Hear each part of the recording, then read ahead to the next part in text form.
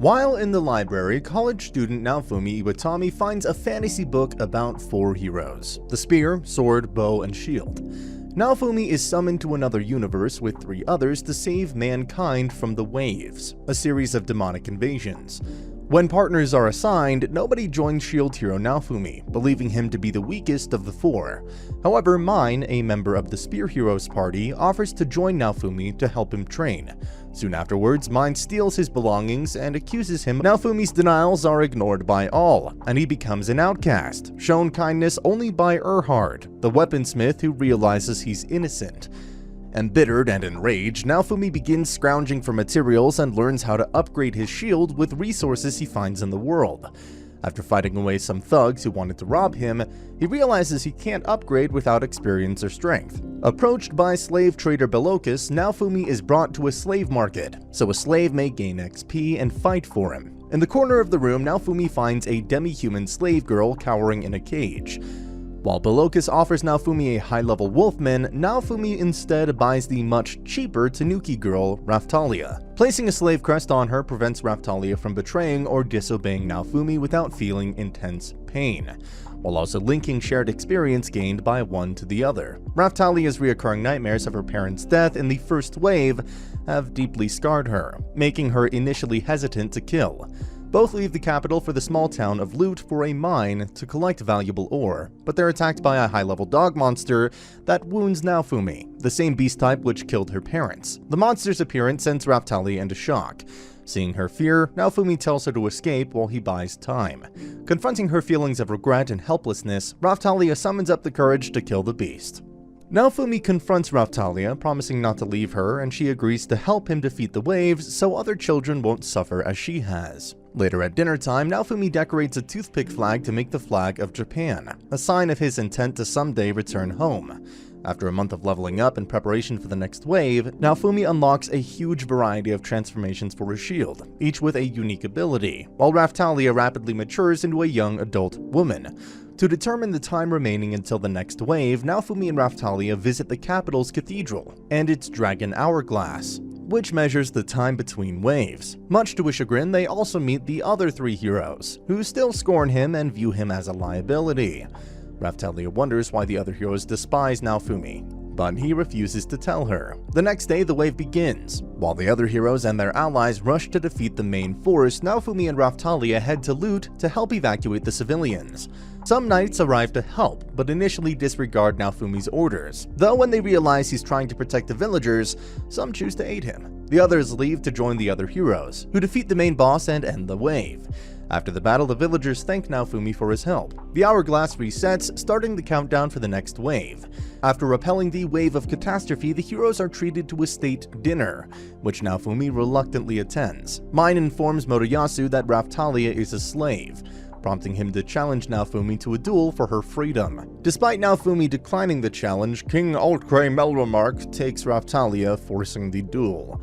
Despite Motoyasu's higher level, Naofumi's many shields and superior tactics give him the upper hand, but Mine openly uses wind magic to trip up Naofumi, letting Motoyasu claim victory.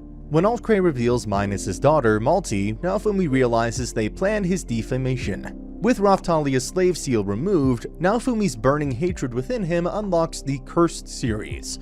However, Raphtalia slaps Motoyasu, condemning him for his false chivalry, and positing that if he truly wanted to free slaves, he'd have some freed men in his party. Entering the arena, Ren and Nitsuki openly condemn Mine's interference. Incensed, Altkray would allow such blatant cheating. Raphtalia returns to Naofumi's side, reaffirming her loyalty to him, and the Cursed series subsides. The next morning, Naofumi eats a breakfast sandwich Raphtalia made him, finding that he can finally taste food again. His confidence and hope renewed, Naofumi is now assured that Raphtalia is truly his ally.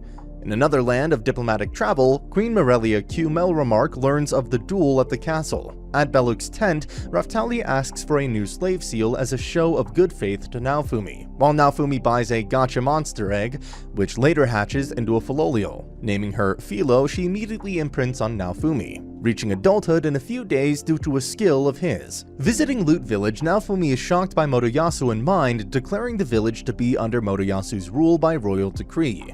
Naofumi, aware of the town's money limitations, attempts to block the heavy taxes Mine plans to levy, but Morelia's envoys arrive to deliver a message to Mine. Disturbed with the contents, she challenges Naofumi to a race to possess the village. Naofumi joins when Philo comically kicks Motoyasu into the air and rides her against Motoyasu's dragon. The soldiers use magic to cheat in Motoyasu's favor, but Naofumi still wins, forcing Malty to relent when Morelia's envoys expose her cheating. On the way back from loot, Naofumi and Raphtalia stop to rest. The next day, they're surprised to find Philo transformed into a little girl with wings. Naofumi brings Philo to Erhard, the weaponsmith, who sends them to the dressmaker, who in turn sends them to the magic shop owner to make the magic clothes for Philo. However, the magic shop owner needs a new magic gemstone for her loom, vital to make the magic thread. A pretty textbook fetch quest. Escorting a wealthy trader who will help his party, a bandit group attacks his wagon and are defeated. When they float, they'll go unpunished due to Naofumi's defamation. He extorts them into giving him all their loot, or Philo will eat them. Impressing the trader, Naofumi learns new skills, and is introduced to new contacts, even gaining a warrant to mine a quarry at a discount. As Naofumi's party and the magic shop owner search for a magic gemstone, they find an abandoned alchemist tomb housing a cursed seed, but find the cursed seed is missing. After fighting creatures through the tunnels, they locate a gem vein, where Inoue has made its nest in. After they kill the beast and obtain the gemstone, the magic shop owner helps Philo make the magic thread, which in turn lets the dressmaker make Philo a dress that transforms with her body. Tasked by the trader to deliver herbicide to a village, Naofumi's party discover the village overrun by a monstrous plant. They learn that the seed from the tomb is what the spear hero, Motoyasu, used to end a local famine. But the sprouted plant came alive and began attacking the villagers. With Motoyasu gone, they turn to Naofumi, who defeats the monster plant and alters the seeds to be safe. With the villagers unable to pay him for the seeds, he takes them to the trader for sale, who gives him a job to deliver merchandise to a hot springs village. Staying the night, Raphtalia is jealous of Naofumi and Philo spending time together, but learns of a special gem a local bird collects. Raphtalia ventures off to get the gem for Naofumi, but she's joined by Philo, who wants the bird eggs. On the way, a silver boar attacks and chases them to the nest, knocking the jewels off the cliff and trampling over the eggs. Enraged, the two kill it and sell the body, taking the proceeds to buy a special tool which they give to Naofumi to use in his gem work. Learning of a mysterious disease spreading through a village, Naofumi's party goes to investigate and finds out that the disease began after sword hero Ren killed a dragon nearby and left the body to rot instead of properly disposing of it. Monsters had gathered around its corpse and the decomposing body rendered the entire area toxic. Naofumi's party sent out for the corpse, which resurrects into a zombie dragon. During their fight, the dragon swallows Philo, seemingly killing her, which triggers Naofumi's despair and rage to activate his cursed Rage Shield. Naofumi repels the dragon's attacks with strong defense and passive flames, at the cost of losing his composure. When Naofumi recovers, he realizes Raphtalia was burned, trying to bring him to his senses. To their surprise, Philo bursts out of the dragon's belly, having eaten the internal crystal empowering it. Philo finds another crystal and gives it to Naofumi, but his level isn't high enough to use the shield it unlocks. Back at the village, Naofumi learns Raphtalia's wounds from the cursed shield can only be cured with high-grade holy water, and regrets having put his companions in trouble. Determined to make himself and his party stronger, Naofumi's party heads to the capital for holy water to heal Raphtalia, and comes across a blue-haired girl named Melty, with some Philolials. Melty quickly befriends Philo, who brings Melty to Naofumi, asking to accompany them to the capital. Once there, Philo and Melty go their own ways as Naofumi and Raphtalia go to the church. The clergy attempt to scam Naofumi with their lowest quality holy water, but the Pope quarterly grants Naofumi high-grade, pure holy water, when the hero points out the issue. In the town square, Motoyasu attacks Naofumi, having learned about Philo, demanding her freedom from being his slave. Unaware, Philo is Naofumi's Philolial. Motoyasu starts attacking with reckless abandon as Mine permits it, but Melty arrives to order them to stop as Philo, remembering Motoyasu's insults, transforms and kicks him away. Meeting at Erhard's shop, Melty explains to Naofumi's party that she is the second princess, who was made heiress apparent by Morelia, due to her older sister Malty's toxic personality. Before she can continue, Naofumi states his distrust towards the royal family and dismisses her. Dejected, Melty goes to her father to talk as Naofumi is met by a small party wishing to join after he saved Loot Village, their hometown. Naofumi will only allow it if they pay 150 silver coins to prove their loyalty. As Raftalia and Philo are ready for class upgrades, level cap increases, a royal decree forbids the SHIELD Heroes party from using Melromak's Dragon Hourglass. On advice by Belokis, Naofumi plans to head for neighboring SHIELD Frieden for their hourglass, but the next wave will strike before they reach it. While scouting towns, Naofumi happens upon starving refugees who fled a revolution started by Itsuki. Returning for the next wave, Naofumi encounters Ren and Itsuki, who accuse him of stealing their rewards. Naofumi explains Itsuki's revolution only put a new government just as corrupt as the old one, and Ren, leaving the slain dragon's corpse behind, caused a plague. Ren sees Raftalia's wounds and believes him, but Itsuki remains adamant that Naofumi is lying. Later, Erhard gives Naofumi upgraded armor and the loot party returns with 150 silvers.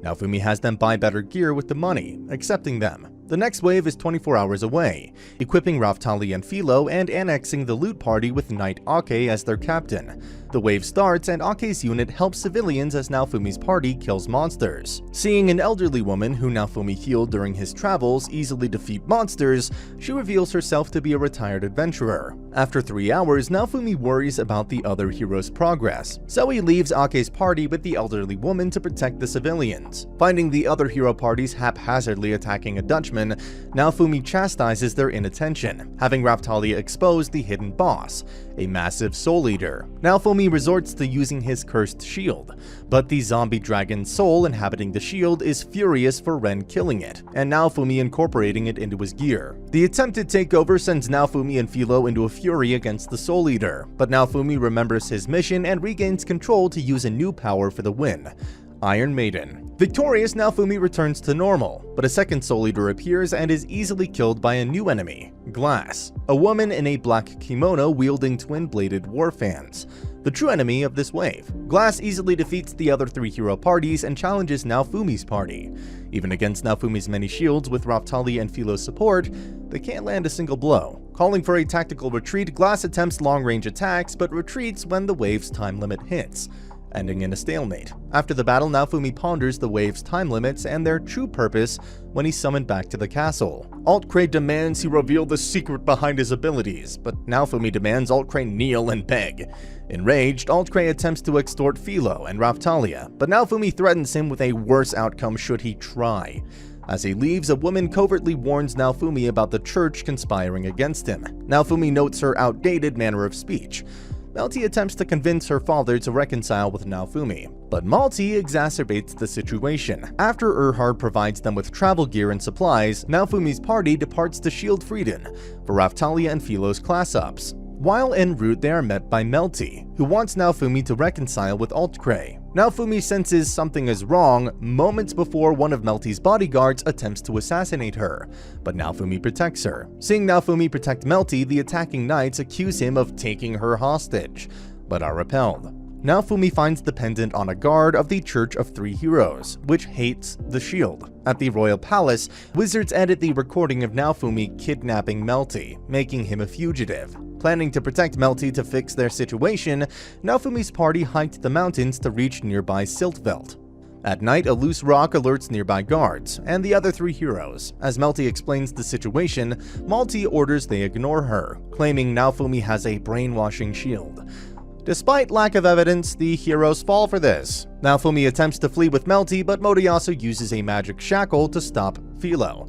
After Naofumi resorts to using his Rage Shield to escape, Itsuki and Ren begin to doubt Mine when she openly attacks without regard for Melty's safety. Naofumi gives Ren the church pendant, calling for an investigation as he departs. One of Morelia's emissaries helps remove Philo's shackle, and relays Morelia's desire to meet Naofumi. Naofumi realizes the emissary is the same woman who warned him about the church. Naofumi, however, decides to keep heading for Siltveld, since meeting Morelia would take them in the opposite direction. Meanwhile, Mine sends a forest fire to flush Naofumi out. Mine's knights start a forest fire to force out Naofumi's party. The next morning, the border to Siltveld is closed by royal decree, leaving Naofumi no choice but to meet Morelia. As they travel, Melty knows nobleman Van Reichnott, who rules the area, and by surprise, they are met by him. Bringing them to his manor, Reichnott is informed of their situation and invites them to stay the night. Come dawn, Reichnott is arrested while the maids hide Naofumi and Raphtalia in the kitchen pantry, and Melty distracts the knights.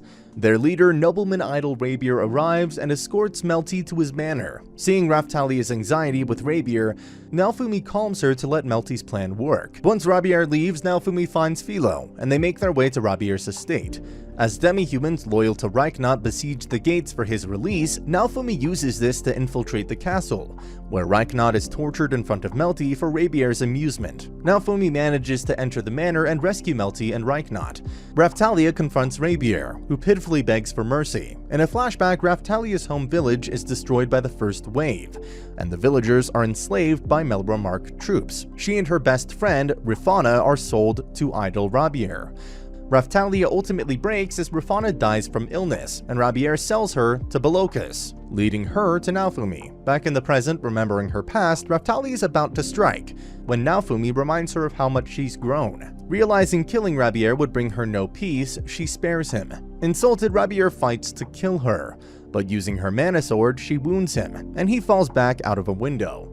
Helping Reichnott, Raphtalia guides them to the underground prison, finding demi-human survivors, including her old friend Kiel. Raphtalia breaks down upon finding Rifana's remains, left in the cell to rot, believing she abandoned her. To restore her spirits, Naofumi admits that he finally started to trust again because of her, and how she saved him from darkness. Reassured, Raphtalia promises to go home someday to rebuild and give Rifana a proper burial. In the courtyard, a still-living Rabier frees a sealed-away ancient Tyrannosaurus-like dragon monster, which promptly kills him and heads for Naofumi. As Naofumi's party confronts the Rex dragon Rabier released, Melty sees Philo and the monster glow with the same light, deducing how to bait it to a large lake. There they fight the monster, but their attacks have no effect, until a massive Filolial Queen appears and easily defeats it. The Filolial Queen takes a human form, introducing herself as Fitoria, and spirits them to a Filolial sanctuary in faraway ruins. Naofumi asks Fitoria about Philo's true nature, and Fitoria answers Philo's growth is due to a hero raising her, and Naofumi informs her of his story. Frustrated by the hero's infighting, Fitoria informs Naofumi about the waves ravaging the entire world, not just Melromarc. Fitoria has been protecting the other nations alone to fulfill the last wish of the hero who raised her, but knows she will soon perish. She urges Naofumi to make amends with the other heroes, but he refuses. Fitoria explains that if the heroes can't unite, she has no choice but to kill them so 4 new heroes can be summoned. Meanwhile, Ren and Itsuki follow Naofumi's lead to investigate the church, discovering a hidden library. Unaware, Melty is observing them. The next morning, Fitoria takes Melty hostage to coerce Naofumi to make up with the heroes. To test his conviction, she fights Philo with both limited to human form. While outmatched, Philo is able to break Fitoria's magic defense. Satisfied, Fitoria names Philo as her successor, which grants her base stat increases. Fitoria force unlocks many Filolial shields for Naofumi, which she can't use yet. After everyone goes to sleep, she asks Naofumi to work with the other heroes, who still think him guilty of assault. Fitoria warns Naofumi that saving the world is far different from saving the people, and the heroes will eventually have to make that choice later. Additionally, Fitoria notes the heroes are still too weak to defeat the waves properly, and if they don't unite, she'll make good on her promise to kill them. She enhances Naofumi's armor to better resist the negative effects of the Rage Shield. Based on her actions and behavior, Naofumi deduces a previous shield hero raised Fitoria, but she can't remember after living for so long. In Melromarc, Ren and Itsuki's parties find a hidden cave, but an attack from above collapses the cave. Fitoria takes Naofumi and his party to a place near one of the heroes so that he can start reconciling with them. Parting ways, Naofumi's party arrives at an outpost, where they meet Motoyasu, with whom Naofumi attempts to reason with, but Motoyasu refuses to listen, accusing Naofumi of killing Ren and Itsuki. As Naofumi tries to question him, Melty affirms a church official found evidence against Naofumi. Their fight escalates into a full battle between Naofumi and Motoyasu's parties, with Naofumi's side winning despite the severe level gaps. Suddenly, Philo senses impending danger from above, and convinces Naofumi to use multiple shields to defend against a massive ray of light that soon after incinerates everything around them. The attack was sent by the Pope Balmus and his followers, revealing he had ordered Ren and Itsuki's deaths as part of his plan to kill the false heroes and the princesses in order to overthrow the monarchy. Pope Balmus then draws a magical sword and prepares to attack both parties. Melty recognizes Pope Balmus wields an ancient weapon that replicates all the 4 cardinal weapons, supposedly lost long ago. Naofumi and Motoyasu are unable to breach the weapon's defenses, as it is powered by hundreds of Balmus's loyalists. Just then, Ren and Itsuki appear to help, explaining they were rescued by Morelia's special forces, the Shadows.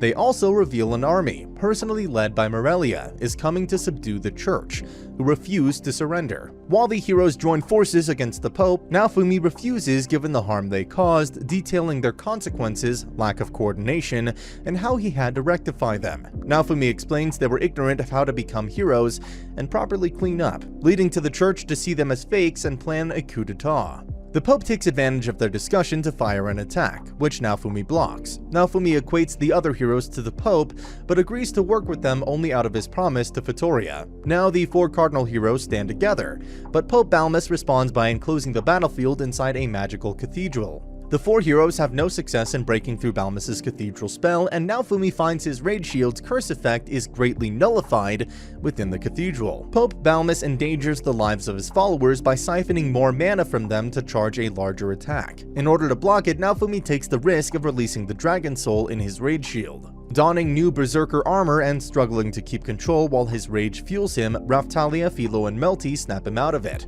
though they're all burned by the curse flames. A focused Naofumi blocks Balmus's attack, and the loss of many of his followers prevents him from quickly regaining mana. With the other 3 heroes coordinating an attack to break Balmus's defenses, Naofumi charges on Philo, setting Balmus ablaze. However, Balmus uses an advanced counter ability and nearly wins until Queen Morelia's army arrives to support them. Using the opportunity, Naofumi uses his blood sacrifice power, severely draining his own blood to power it, to kill Balmus and destroy his replica weapon. As Morelia's army arrests the Pope's followers, she properly introduces herself to the heroes and promises to save the dying Naofumi's life. After Naofumi spends 3 days recovering, Queen Morelia apologizes to Naofumi for all the troubles the 3 heroes' church, mine, and Altcray had caused him, claiming that she was absent due to the commotion caused by them summoning all 4 heroes, as they originally intended to have a hero summoned by a different nation to fight the waves around the world. The next day, she dethrones Altcray and puts a slave seal on Mine to force her to confess all of her crimes. For their transgressions, Morelia removes all of Mine and Altcray's royal privileges and sentences them to death. However, just as they're about to be executed, Naofumi, realizing that Mine is truly pleading for her life, interrupts the execution and proposes that both Mine and Altcray would be spared, but having their names officially changed to Bitch or Whore as her adventuring name, and Trash respectively, mandating all citizens not to address them otherwise. And the Queen declares that the 3 heroes' church will be abolished, and the original religion that worshipped all 4 heroes will be reinstated. Afterward, Naofumi's party bid farewell to Melty, who decides to remain at the castle as a princess whilst they fight the waves. After they leave, Morelia reveals to Melty that she was going to sacrifice herself to appease the public opinion and stop the execution, had Naofumi not intervened on his own. Exiting the city, the Shield Party is bid farewell by the Melromarc citizens, and Naofumi finally accepts his role as the Shield hero. Naofumi's party goes to the Dragon Hourglass to receive their class up upgrades, but the ritual fails. Morelia speculates Vittoria's blessing is interfering somehow, revealing herself a Filolial otaku. During a banquet, the 4 heroes have a private meeting whilst Raphtalia fights a drunken Bow party member, Mald, for insulting Naofumi, causing a brawl amongst the hero parties. Meanwhile, Melty thwarts Bitch, attempting to poison Raphtalia and Philo's food. During the meeting, Morelia informs the heroes of the upcoming special Kalmyra Archipelago event, where everyone gains bonus experience points, giving them the opportunity to level up before the next wave. To help each other, the heroes elaborate on their weapons' hidden functions, including a special weapon copy system. However, they devolve into arguing over the better power leveling method, so Naofumi leaves in disgust. The next day, Naofumi copies all of Erhard's shields before visiting Raphtalia's abandoned village to pay respect to Rifana's grave. As he ponders rebuilding the village someday, Naofumi briefly encounters a pair of travelers. The next morning, Naofumi boards the ship, headed for Kalmyra.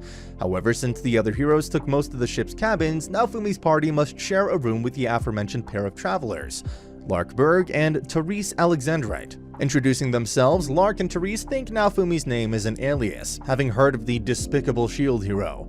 Once the heroes arrive at Kalmyra, Governor Hardenberg escorts Naofumi's party to the resort inn, while the other hero parties recover from seasickness.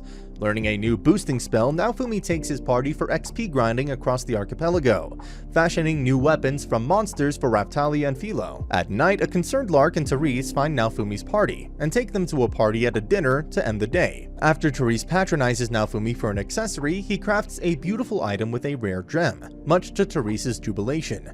The following day, co-oping with Lark and Therese to grind XP, Naofumi also learns Therese's magic flames actually heal him when engulfed.